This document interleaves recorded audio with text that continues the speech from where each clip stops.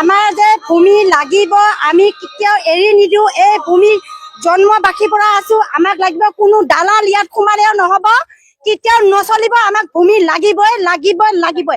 তেজ দিম, তেওঁ জিকি যাম। মাটি নেৰুৱে। কোনো দালাল নহব ইয়াত। দালাল আহিলে আমি শেষ কৰি দিম। আজি যিটো ইয়াত সভাখন বহিছে, উপজ্যেষ্ঠসকলে যিবিলাক বক্তব্য দিছে, সেইটোক আমাৰ মানে কোনো মান্তি নহয়। তেখেতে যি মন্ত্ৰী পীযুষ ডাঙৰীয়া মন্ত্ৰী যিটো কৈছে, তেওঁ মানে লিখিতভাৱে আমাক দিয়া নাই। লিখিতভাৱে আমাক কোনো পধ্যে দিয়া নাই। আমি যিটো লিখিতভাৱে আমি যেতিয়া পাম, তেতিয়াহে আমি সফল বুলি ভাবিম। এইটো আমাৰ টাউনশ্বিপটো আমাক নালাগে, আমাৰ নিজৰ মাটিভূমি আমাক লাগিবই। আমি ইয়াতে বনবাস আছো আৰু বনবাস কৰি থাকিমেই।